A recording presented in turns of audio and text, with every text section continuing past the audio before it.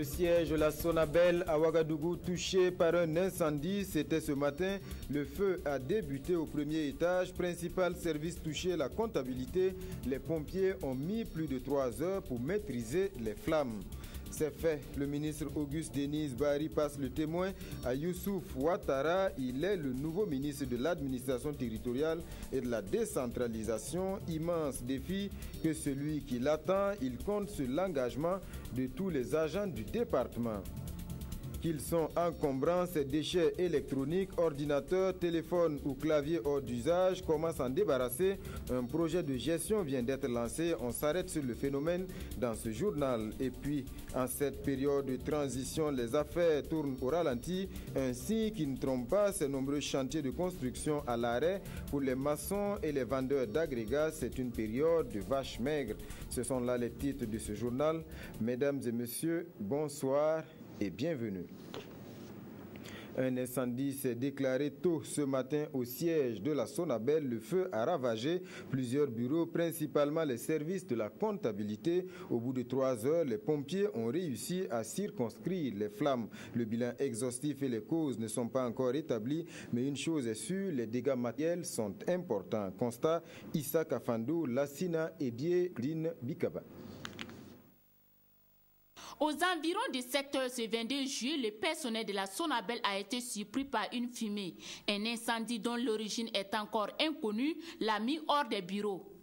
L'incendie a pris naissance dans un bureau au premier étage de notre bâtiment. Et ce bureau, effectivement, a consumé pratiquement. Et par la suite, l'incendie a suivi une colonne de câbles pour toucher 2 autres bureaux. Des dégâts matériels ont été enregistrés, mais selon le premier responsable de la Sonabel, il y a eu plus de peur que de mal. C'est le bureau là où le feu a pris naissance qui a été pratiquement consumé. Et je dois dire que dans ce bureau aussi, on traite des documents qui viennent de nos unités. Les documents comptables qui sont là-bas sont des documents qui existent déjà dans ces unités-là. Donc c'est pour dire qu'on a le double de ces documents. Donc on n'a pas perdu d'informations. Cet incendie a été maîtrisé grâce à la conjugaison des efforts des sapeurs-pompiers, de la police et de la gendarmerie. Ces agents de sécurité se sont débattus durant plus de 3 heures pour circonscrire les dégâts. Le directeur général rassure par ailleurs la clientèle car selon lui, les conséquences directes sont négligeables puisque le système de production n'est nullement touché. Le président du FASO prend part à la toute première conférence internationale sur la réponse de l'Afrique à la menace Ebola à Malabo, en Guinée équatoriale. Les participants vont faire le point de la lutte contre cette maladie dans les 3 pays les plus touchés, à savoir la Guinée-Conakry, le Libéria et la Sierra Leone. L'intérêt également, c'est la mobilisation de ressources. De nombreuses promesses ont été enregistrées. Roger Kam et Lazare Pouya. Après l'hymne de l'Union africaine, place au chef d'État et de gouvernement de faire le bilan de la lutte contre le virus Ebola. Ils ont également échangé sur la recherche de financement pour relancer l'économie de la Sierra Leone, de la Guinée-Conakry et du Libéria, durement touchés par le virus. Co-organisé par l'Union africaine et la Guinée équatoriale, ce rendez-vous de Malabo a connu la participation de chefs d'État et de gouvernement, dont le président du FASO, Michel Kafando. La conférence a abordé plusieurs points, dont la nécessité de mettre en place un centre de prévention et de lutte contre les maladies et le renforcement des systèmes de santé. Pour le président équato-guinéen Teodoro Obiang Nguema Mbazoro, hôte de la conférence, au-delà d'adopter des mesures pour endiguer définitivement l'épidémie d'Ebola, l'Afrique doit adopter une stratégie commune de lutte contre cette maladie. Une initiative partagée par le vice-président de l'Union africaine qui estime que la priorité immédiate, c'est de mettre fin à l'épidémie et relancer l'économie des pays concernés. Et pour relancer l'économie des pays touchés par Ebola, le président en exercice de l'Union africaine, Robert Mugabe, président du Zimbabwe, a plaidé pour l'accélération des investissements, la mise en place d'une stratégie de redressement pour recréer l'économie et l'unité africaine, même dans la pauvreté.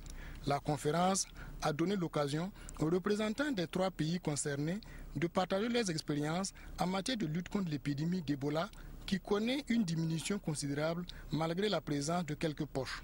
Il est estimé que ces trois pays ont perdu dans l'ensemble quelques 2,7 milliards en termes de PIB et c'est la raison pour laquelle ils ont préparé un programme régional de reconstruction que la CEDEAO appuie et également ils ont demandé une annulation de la dette vis-à-vis de ces trois pays et également une aide budgétaire pour leur permettre de faire face à la situation. Et avec l'ensemble de nos partenaires, nous avons pu mobiliser à ce jour de 15 millions de dollars pour le fonds de solidarité pour combattre le virus Ebola. À cette conférence, quelques chefs d'État et de gouvernement ainsi que des partenaires ont annoncé des dons, des contributions et des promesses pour aider les trois pays concernés. Une conjugaison des efforts pour aider l'Afrique à stopper, à éliminer le virus d'Ebola. Retour au Faso, Youssouf Ouattara prend les rênes du ministère de l'administration territoriale et de la décentralisation. Le nouveau ministre a été installé ce matin dans ses nouvelles fonctions par le secrétaire général du gouvernement à 3 mois des élections et de la fin de la transition. Le nouveau ministre mesure l'ampleur du défi et compte sur l'engagement de tous ses agents. Éléonore Yerbanga. Après sa nomination dans le gouvernement de la transition, Auguste Denis Bari cède son fauteuil de ministre de l'administration territoriale et de la décentralisation à Youssouf Ouattara. Relevé de ses fonctions lors du remaniement du 19 juillet dernier, Auguste Denis Bari quitte le département avec la satisfaction d'avoir contribué à une bonne réorganisation du ministère. Nous avons pu démontrer que l'insécurité n'est pas une fatalité ou un mal incurable. Avec des moyens, nous pouvons contenir et éradiquer le grand banditisme et l'insécurité urbaine dans notre pays. Nous avons travaillé à donner au peuple burkinabé le témoignage que par le travail, nous pouvons sortir résolument de la pauvreté et qu'un Burkina nouveau est réellement possible si l'on accepte de payer un certain prix. Je pars donc avec un sentiment de fierté, celui d'un devoir accompli et surtout en paix avec ma conscience. Il souhaite par ailleurs à son successeur beaucoup de courage pour relever le défi d'une organisation d'élections libres et transparentes. Souhait bien accueilli par Youssouf Ouattara, administrateur civil de formation qui entend poursuivre les actions déjà entamées par son prédécesseur. Il dit beaucoup compter sur le personnel du département pour réussir les missions et ce en moins de 3 mois. L'état des caniveaux dans la ville de Ouagadougou est désolant. Constat fait ce matin par le ministre de l'Habitat et de l'Urbanisme. Les canaux sont insuffisants et là où ils existent, bien souvent, ils sont obstrués par des déchets de toute nature, accentuant les risques d'inondation. Le ministre Bagoro appelle les Ouagalais à plus de civisme. Abdelkader Sawadougou, Moumouni Soubega. Du canal du Mogo-Naba à celui de Wemtenga en passant par le canal central derrière l'hôpital Yalgado Ouedraogo, l'eau a du mal à s'effrayer un chemin. Des déchets de tout genre ont obstrué les caniveaux et le ministre de l'Habitat et de l'Urbanisme craint le pire les jours à venir. Selon les prévisions météorologiques même, il y a des risques d'inondation dans la ville de Ouagadougou. Il nous faut suffisamment de caniveaux. Mais ce qui est peut-être regrettable aussi, sur lequel il faut attirer l'attention des uns des autres, c'est le fait que les déchets sont jetés pêle-mêle. Donc c'est d'appeler les gens vraiment à un civisme. Selon les techniciens, l'insuffisance des caniveaux et l'encombrement de ceux existants exposent la ville de Ouagadougou à des graves risques d'inondation. Des mesures urgentes s'imposent et la solution proposée, c'est d'associer la construction des caniveaux à la gestion des ordures. Il y a eu déjà des efforts pour aménager les grands collecteurs et l'exutoire que nous avons réalisé qui draine 80% des eaux de la ville de Ouagadougou. Maintenant, il faut un maillage dans les quartiers pour drainer les eaux. Il est prévu la réalisation des centres de collecte et de tri dans tous les quartiers périphériques, pour pouvoir collecter les ordures. Dans la commune de Ouagadougou, d'autres projets d'assainissement sont annoncés. Ils prendront en compte la construction et la réhabilitation des caniveaux. Le lancement est prévu pour le dernier trimestre de l'année 2015, selon l'ingénieur en eau et assainissement de la mairie de Ouagadougou. Et parmi les déchets les plus encombrants, on compte les appareils électroniques usagés. Un projet vient d'être lancé pour la gestion de ce type de déchets. Il s'agit d'une phase pilote. C'est le résultat d'un protocole signé entre le ministère de l'Environnement et le Centre régional des conventions de Bâle et de Stockholm pour les pays d'Afrique de l'Ouest francophone. Touboum, Evelyne Dabiré. L'objectif essentiel de cet atelier est le lancement du projet pilote de gestion des déchets d'équipements électriques et électroniques. Ce projet va apporter des appuis techniques au Burkina dans la gestion des appareils électroménagers, des équipements informatiques et autres matériels d'éclairage hors usage. La Convention de Bâle s'occupe des déchets dangereux et de leur élimination et aussi du trafic illicite de ces déchets. Et ce projet pilote entre dans ce cadre donc pour appuyer un peu le pays à gérer de façon écologiquement rationnelle les déchets donc issus des équipements électriques et électroniques. S'il n'y a pas une gestion rationnelle, ça cause un problème de santé publique. Vous imaginez les ordinateurs qu'on a utilisés depuis les années 85 aujourd'hui sont stockés dans nos bureaux et dans nos maisons. Donc il faut une stratégie pour gérer rationnellement ces déchets-là. Au cours de cet atelier, l'équipe en charge du projet sera aussi outillée à travers des communications et des échanges afin de cerner l'impact des déchets électriques et électroniques sur l'environnement et la santé humaine. Ce pilote concerne pour le moment les seules villes de Bobo-Dioulasso et de Ouagadougou. Ordinateur, téléphone, clavier ou circuit imprimé une fois hors d'usage, la gestion de ces déchets est un véritable casse-tête et bien souvent le premier réflexe, c'est de les laisser dans la nature. Est-ce la bonne solution? Sinon, comment s'en débarrasser? Sont-ils toxiques? Quelques éléments de réponse dans ce reportage de Lassina Ouattara, Konsoun Koulibaly et Touboum Evelyne Dabiré.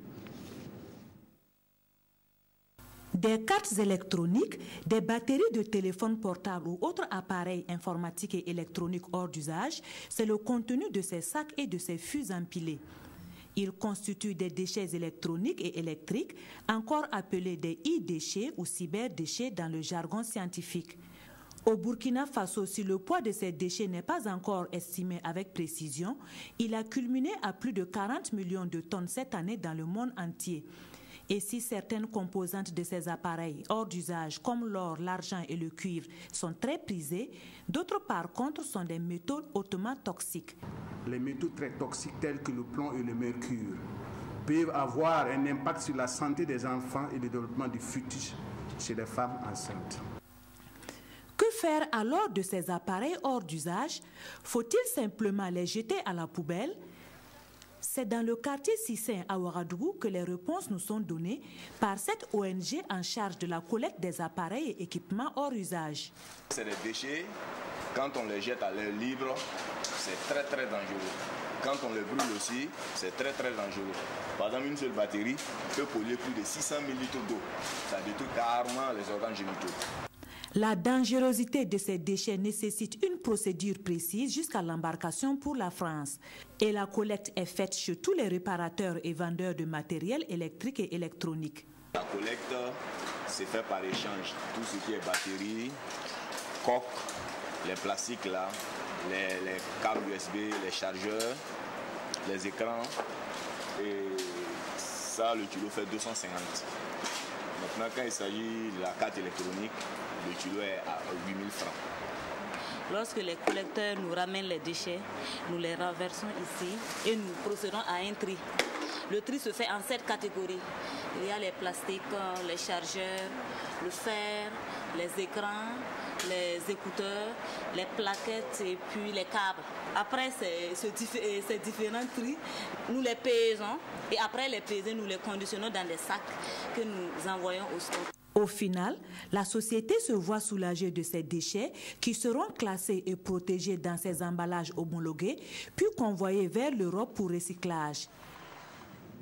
Voilà pour ce dossier économie à présent et on s'intéresse aux petites et moyennes entreprises. Ce sont elles qui emploient le plus et qui génèrent une part importante des ressources du Burkina Faso. Mais PMI ou PME, que faut-il entendre par ces expressions? Quel est le rythme de création au Burkina Faso? Suivez ce reportage de Abdelaziz Yagibo. Difficile de gagner le pari de l'édification d'un Burkina prospère sans une politique soutenue de promotion et d'insertion des PME dans le tissu économique. L'État burkinabé a choisi ces 2 dernières décennies de renforcer sa politique en la matière. Une option qui s'est traduite par la création de conditions favorables aux initiatives privées, mais aussi par l'élaboration de programmes de formation et la mise en place de fonds d'accompagnement des porteurs de projets. Et résultat, le nombre de créations d'entreprises est allé crescendo au fil des ans. Ces entreprises qui contribuent à travers le paiement des taxes à l'alimentation du budget national sont dominées par les petites et moyennes entreprises PME. Cependant, que faut-il entendre par PME? À notre niveau, nous pouvons voir plus ou moins des entreprises qui ont autour d'un chiffre d'affaires de l'ordre de 50 millions de francs CFA jusqu'à 100 millions de francs CFA comme étant déjà des moyennes entreprises. Pour la petite entreprise, là il faut dire que c'est dès lors que le chiffre d'affaires en tout cas si on se refait toujours à ces critères varie autour de 15 millions jusqu'à 50 millions. La direction générale de l'industrie qui serait en train de pousser la réflexion pour aboutir à une définition unique et exacte de la notion PME ne doit pas perdre de vue la catégorie des micro ou très petites entreprises qui représentent de nos jours environ 85% des entreprises enregistrées chaque année par le Centre de formalité des entreprises CFOR. Économie toujours avec ce constat, depuis l'insurrection populaire et l'avènement de la transition, les affaires tournent au ralenti au Burkina Faso, un signe qui ne trompe pas. De nombreux chantiers de construction sont à l'arrêt et les nouveaux chantiers se font rares. Conséquence, les maçons et autres vendeurs d'agrégats sont dans le dur. Pour eux, c'est la période des vaches maigres. Constat, Ismaël Diloma Sirima. Des chantiers aux arrêts. Conséquence, des acteurs dans la construction de bâtiments comme les maçons se retrouvent au chômage. Eux, qui sont chargés de faire pousser les bâtiments, n'arrivent plus à faire ce qu'ils connaissent le mieux. Le problème là, le travail là, ça avance. Mais qui t'a gagné un là, tu as fini là, tu restes à la maison 2 mois, 3 mois, 4 mois avant de gagner un. C'est ça qui gère. Nous, ça va pas. Le principal problème actuellement est au niveau de la rémunération. Avec ce qu'on gagne, on arrive juste à se nourrir. Pour ce qui concerne les quelques chantiers qui se présentent, la demande d'embauche dépasse de loin l'offre. Souvent, on a 3 à 4 demandeurs pour un poste de maçon. Avec la forte demande, certains acceptent faire un travail de 300 francs, rémunéré normalement à 500 francs. Le manque ou la rareté d'activité des maçons se répercute aussi sur l'activité des vendeurs et collecteurs d'agrégats. En cette période, ils n'arrivent à vendre que de petites quantités. Il faut aller jusqu'à Dakwala, jusqu'à Pau, pour avoir le bon sable. Et en allant vers Manga, à la saison pluvieuse, en tout cas, les camions restent là-bas. Ils peuvent faire 3 jours sans venir. À cause de la situation nationale, ceux qui ont l'argent aussi n'investissent plus dans la construction. Autant de raisons qui expliquent leur oisiveté. Cependant, il y en a d'autres qui sont source de frustration. Il y a certains entrepreneurs qui commandent le sable et qui refusent de payer. Et on ne sait pas où les convoquer pour qu'ils payent. Que ce soit du côté des maçons, des vendeurs d'agrégats ou tout autre acteur du secteur du bâtiment, tous reconnaissent qu'avec la transition, les chantiers ont beaucoup diminué. Ils espèrent ainsi un retour des investissements afin de faire de bonnes affaires. Tout autre chose pour poursuivre, les inventeurs et les chercheurs du Burkina se préparent pour le prochain salon africain des inventeurs et des innovateurs technologiques, rencontre prévue en octobre au Mali. C'est la 7e édition et le Burkina entend se faire remarquer. Drissa Traoré, Awa Ouedraogo. Le Salon africain de l'invention et de l'innovation technologique aura lieu du 28 octobre au 1er novembre 2015 en République du Mali. Le Burkina Faso prendra part à ce rendez-vous de valorisation des produits de la recherche, d'où cette rencontre préparatoire entre ces inventeurs, innovateurs et chercheurs ici à Bobo-Dioulasso. Leurs préoccupations et leurs contributions, il y a certains qui sont rompus en la matière et il y a aussi les témoignages. Donc il y a des expositions d'innovation technologique, il y a aussi des séminaires, des colloques, un peu de discuter sur les voies et moyens donc, à prendre pour que la recherche, les technologies et dans l'ensemble la propriété intellectuelle aussi qui accompagne et donc ces recherches et résultats puissent contribuer au développement. Le salon est à sa 7e édition. Il se tient chaque 2 ans et permet aux participants issus des pays membres de l'OAPI, l'Organisation africaine de la propriété intellectuelle, de nouer des partenariats. Et notre pays entend être représenté à travers des œuvres de qualité. Produire du maïs en quantité pour assurer la sécurité alimentaire des populations, c'est l'un des grands objectifs de l'heure au ministère de l'Agriculture. Plusieurs variétés de maïs à haut rendement sont promues auprès des producteurs et pour un encadrement efficace, le département forme ses techniciens sur les itinéraires à suivre pour optimiser les rendements. Karim Ilboudo, Moumouni Baro. Ce projet vise à améliorer la productivité du maïs afin de contribuer à l'atteinte de la sécurité alimentaire et nutritionnelle ainsi qu'à la lutte contre la pauvreté. Mais pour atteindre cet objectif, la formation des techniciens du ministère en charge de l'agriculture sur l'itinéraire technique de production du maïs de consommation s'avère nécessaire. Ce projet ne doit pas être un projet qui va durer 3 ans. Et au bout de 3 années, il est terminé. Il faudra qu'à l'issue de 3 années, les formations acquises, les techniques acquises par les producteurs, que cela soit perpétué pour qu'eux-mêmes ils se prennent en charge, pour eux-mêmes ils s'approprient les meilleures techniques de production. Bondofa, comme Saya, SR21, Espoir, Ouari et Barca sont des variétés dont les atouts ne sont plus à démontrer au dire des spécialistes. Vous savez qu'avec les variétés traditionnelles, le rendement est entre 800 et 1 tonne et demi à l'hectare.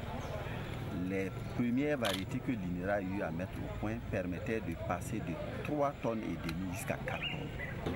Ces 6 variétés dont il est question dans ce projet ont un rendement qui commence à 5 tonnes à l'hectare. Pour cette phase pilote, 5 régions productrices du maïs ont été ciblées. La boucle du Moun, le centre-ouest, le centre-est, les cascades et les hauts bassins.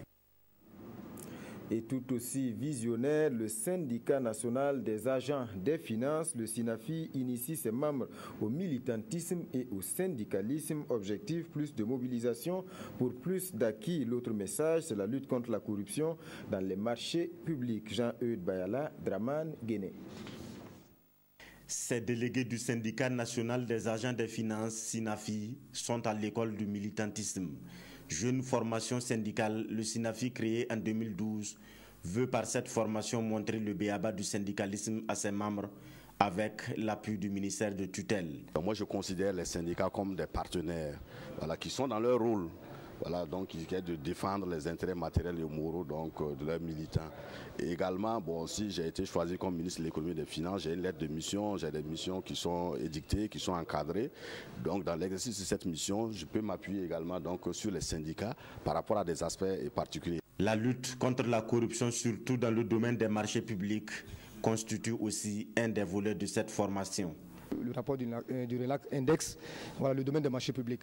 En tant qu'agent du ministère de l'économie et des finances et partenaire social aussi du ministère de l'économie et des finances, nous sommes un membre aussi incontournable au niveau du ministère de l'économie et des finances. Donc ça veut dire quoi? Tout simplement, nous sommes des acteurs aussi au niveau des marchés publics. Donc pour cela, nous nous sommes vus quand même interpellés d'apporter un peu notre pierre à l'édifice pour que les années qui suivent, les années dans le futur, on ne puisse plus indexer le ministère de l'économie et des finances dans les différents rapports. Avec l'appui technique de la Confédération générale des travailleurs du Burkina, le SINAFI, à travers cette formation, recherche l'excellence au niveau des agents des finances.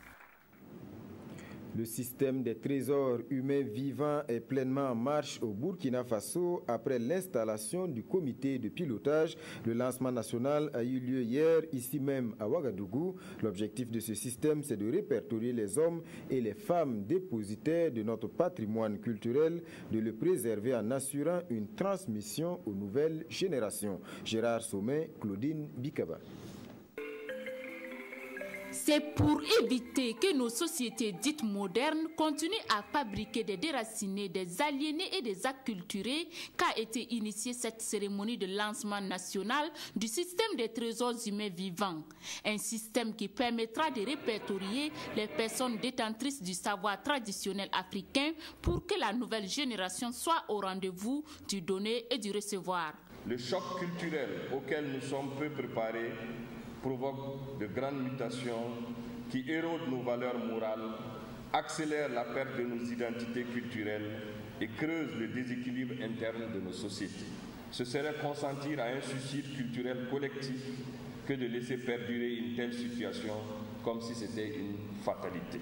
C'est pourquoi le ministère en charge de la culture a initié cette cérémonie et ces personnes ressources apprécient. À partir du moment que nos valeurs commençaient à disparaître, c'est une conscience qui s'est réveillée en nous. Et je pense que tout Burkinabé aura le devoir de suivre cela, car il va retrouver son identité. Des valeurs emblématiques. À ce lancement, le patrimoine culturel musical a occupé toute sa place comme pour donner le ton à cette opération de sauvetage et de valorisation des savoirs traditionnels locaux. Eux, ils sont plutôt arrangés dans les oubliettes de l'histoire. Ils étaient passés maîtres dans le vol, dans les administrations, les bars et les domiciles à Dédougou. Ils sont au nombre de 12, pris dans les filets des forces de l'ordre. Leur butin, composé de matériel électronique, de bouteilles de gaz et de caisses de boissons, a été présenté à la presse. Siriki Milogo, Nayalagdo, Paul Sawadogo. Des bouteilles de gaz, des caisses de boissons, des chaises, du matériel électronique, c'est le lot du butin saisi auprès d'un groupe de présumés délinquants. Ce groupe, qui opérait depuis un certain temps, avait pour cible les administrations publiques et les kiosques de la ville de Dédougou. Alors, un citoyen s'est présenté dans nos services et a porté plainte contre X pour vol. Nous avons débuté l'enquête et le nommé YB, interrogé sur sa participation au vol des caisses et chaises, nous a confié qu'en réalité, c'est son frère YKM qui les charge d'écouler ce qu'ils volent. Au nombre de 12, ces délinquants munis de pinces, cisailles, avaient un mode opératoire particulier. En attendant d'être situés sur leur sort, ils encourent entre 5 et un emprisonnement à vie. Selon le procureur du Faso, les forces de l'ordre invitent la population à une franche collaboration pour repousser les limites de l'insécurité hors de Dédougou. Sport à présent avec la 22e édition du tournoi de solidarité en athlétisme. Les épreuves ont débuté hier au stade du 4 août entre athlètes burkinabés, maliens, togolais, nigériens et béninois. On ne se fait pas de cadeaux. La première journée s'est résumée à un duel entre le Mali et le Burkina Faso. Mokhtar Ouedraogo, Mahamadi Ouena. Cette première journée du tournoi de la solidarité en athlétisme a déjà mis en lumière le duel entre Maliens et Burkinabés. Yasmine Kwala est la plus rapide aux 100 mètres dames avec un temps de 12 secondes 18. J'ai fait une bonne course parce que depuis 2011, c'est ma première course aux 100 mètres, donc je pense que c'est bien.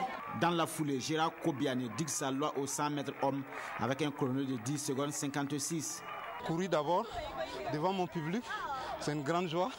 Et en même temps, de remporter la course, la joie parfaite, quoi. Les 800 mètres dames sont dominés par Ambibatou Bamba du Mali. Même performance pour son compatriote Moussa Kamara, premier des 800 mètres hommes. Le Togo se signale aussi au lancer de poids, avec un lancer de 16,66 m. Kalim Esso Namondom bat l'ancien record de 15,84 m. L'ouverture officielle de ce 22e tournoi de la solidarité a eu lieu en présence du ministre des Sports et des Loisirs. Il y a un effort qu'il faut reconnaître et puis saluer. Et j'en profite pour féliciter encore une fois la Fédération burkinabé d'athlétisme d'avoir tenu ce rendez-vous. Environ 210 athlètes du Bénin, du Mali, du Niger, du Togo et du Burkina prennent part à la compétition qui se déroule en 3 jours, soit les 21, 22 et 23 juillet. Les partis politiques qui se prononcent sur la situation politique nationale et la conférence internationale sur l'épidémie à virus Ebola, voici les deux sujets principaux traités par les quotidiens. Aujourd'hui, la revue de presse nous est proposée par Aimé Solange Guigma. Crise au Burkina Faso, les partis politiques donnent de la voix dans les journaux de ce mercredi 22 juillet 2015. Le quotidien nous apprend que l'UPC réaffirme son plein soutien à la transition et affirme qu'elle ne tolérera aucune remise en cause des acquis de l'insurrection et regrette cependant que les informations précises relatives aux éléments déclencheurs du conflit n'aient jamais été communiquées de manière formelle aux partis politiques, laissant ces derniers à se fier aux journaux, aux fuites organisées des rapports d'audition et aux rumeurs de tout genre. Même son de cloche chez le PDS Metba, qui dans le journal Le Pays dit apporter son soutien aux décisions prises par le président du Faso et demande à l'armée nationale dans son ensemble d'en respecter l'esprit et l'objectif qui sont de ramener la paix et la cohésion sociale dans le pays. Pendant ce temps, le MPP clarifie sa position dans les colonnes de Aujourd'hui au Faso. Le MPP ne cachera aucun voleur, fraudeur, car personne n'est au-dessus de la loi. Il nie avoir soutenu les militaires dans leur entêtement, nous précise Le Soir. À la une de l'Observateur Palga, la NAFA estime que la transition veut par avance désigner son vainqueur, car elle est complaisante envers certains acteurs politiques. Autre sujet abordé dans les parutions de ce jour, Citoyen revient sur la conférence internationale sur l'épidémie à virus Ebola. Le quotidien d'État fait savoir qu'il faut plus de 160 milliards de francs CFA pour la relance économique des pays touchés. Même si nous devons vendre nos ressources en or pour aider le Libéria, la Guinée-Conakry et la Sierra Leone, soyons pauvres en biens mais riches dans nos cœurs, dixit le président en exercice de l'Union africaine, Robert Mugabe, à l'adresse des différentes délégations. Voilà, mesdames et messieurs, c'est la fin de ce journal. Merci à vous qui l'avez suivi et bonne suite de programmes sur la télévision du Burkina.